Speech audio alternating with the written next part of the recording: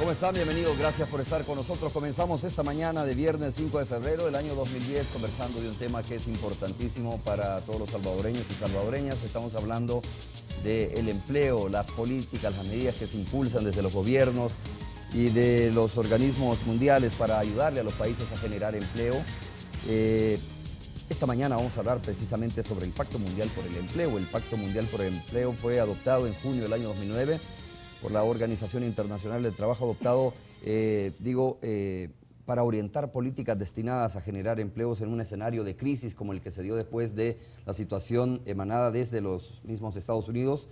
El Pacto Mundial por el Empleo constituye la respuesta más urgente y amplia que se ha adoptado en los últimos 90 años de la Organización Internacional del Trabajo para enfrentar una crisis económica como la que se generó. Propone medidas para responder a la crisis mundial del mercado laboral. Y después de que se ha adoptado esa medida, es decir, de junio al 2009 han transcurrido más o menos 7 meses, y ahora es importante aclarar, ¿no? Hablar, mejor dicho, conversar sobre qué han hecho los gobiernos, qué medidas se han impulsado para generar empleo, para crear además empleos dignos, empleos que sean dignificantes, igualitarios, con una remuneración que de alguna manera, digamos, sea digna para las personas que laboran. Así es que mis invitados de esta mañana, la doctora Victoria Marina de Avilés, ministra de Trabajo y Previsión Social de nuestro país. Un gusto, doctora, tenerla aquí en el programa por primera vez después de que asumió su cargo. Muchas gracias y un saludo a la teleaudiencia. Y está con nosotros también el doctor José Manuel Salazar, director de la Oficina de Empleo de la Organización Internacional del Trabajo, la OIT. Doctor, bienvenido también. Gracias por estar con nosotros. Muchas gracias, un gusto. Gracias por la invitación. Bueno, yo quiero dejar a la doctora Victoria Marina de Avilés que me haga una breve presentación, ¿no? del currículum, si quiere, del doctor Salazar, para que tengamos una idea bastante escueta, porque supongo y no tengo ninguna duda que su currículum es muy amplio, pero un poco escueto sobre lo que es la trayectoria del doctor, para luego entrar al tema de bueno, yo quisiera Pacto Mundial por el Empleo. hacer una introducción. Todos sabemos que la crisis mundial, económica mundial, ha puesto al mundo en una perspectiva prolongada de desempleo, de agudización de la pobreza y de la desigualdad. Se nos dijo, como usted antes lo mencionaba, que los problemas económicos que pudiera tener Estados Unidos no iban a afectar ni a Europa ni a los países en desarrollo. Pero realmente la globalización se ha conectado tanto con la economía que el desplome del país más rico del mundo, por supuesto que ha afectado a todos los demás países. En ese sentido, creemos que hay que tomar medidas urgentes.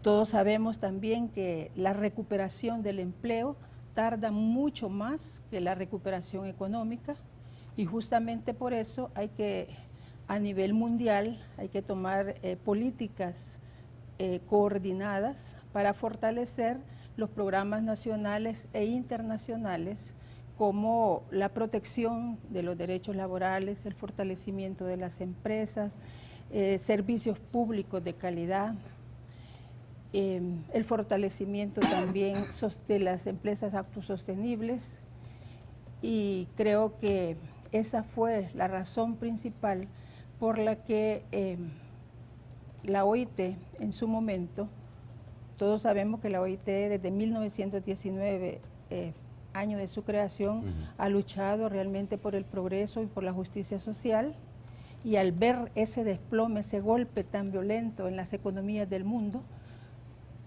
pongamos por ejemplo cómo se inicia en Estados Unidos la pérdida de casi 3.600.000 empleos y luego cada mes 600.000 puestos de empleo, hace que se tome una decisión realmente con todos los miembros de la OIT de dar una respuesta mundial a un problema mundial. Y se da el decreto de que para solventar la crisis, el Pacto Mundial por el Empleo.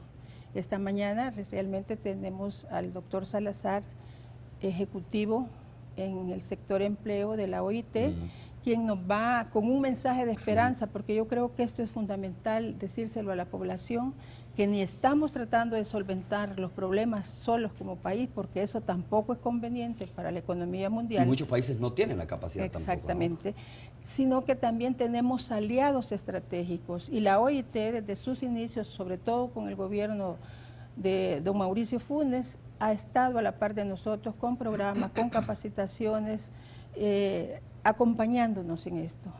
Quisiera pues dejar al doctor Salazar, experto en el tema, para que nos explique cómo ellos, desde la ayuda de los países, porque no es una, digamos, intromisión de OIT, sino que está presto a preguntar en qué podemos ayudar. Muchas veces ante a solicitud también de los países, a solicitud, ¿no?, de los países. Doctor Salazar.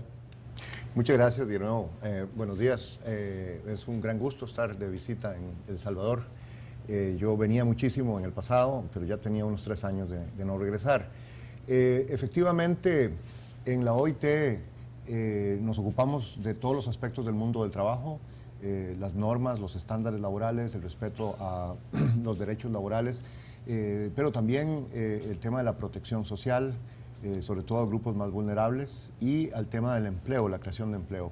Evidentemente, esta circunstancia de esta crisis, que es la crisis más grande que ha tenido la economía mundial desde la Gran Depresión, ha sido algo que nos ha ocupado muchísimo a la oficina y a la organización. Y me permito hacer una pequeña distinción, o una muy importante distinción. La organización es, cuando digo organización, todos los 182 países miembros. Es una organización tripartita, de manera que hay también 182 delegaciones de empleadores y 182 delegaciones de trabajadores. Y este Pacto Mundial para el Empleo es un documento muy importante que fue adoptado por la organización, que significa que entonces hay un amplio consenso de todos los miembros de manera tripartita sobre la visión y las líneas estratégicas de este pacto.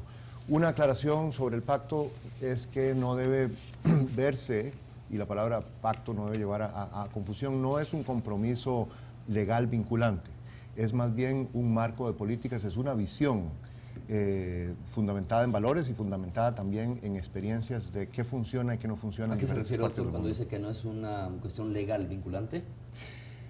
La obligación de los estados a asumir las políticas y las recomendaciones, entonces. No, es un compromiso a la visión de políticas, es un compromiso, es una señal muy fuerte, pero es un compromiso más bien que se debe entender en sentido político. La OIT tiene al menos 2 tipos de instrumentos. Tenemos las convenciones, que sí son más bien vinculantes una vez que los congresos de cada país las han adoptado y las han ratificado.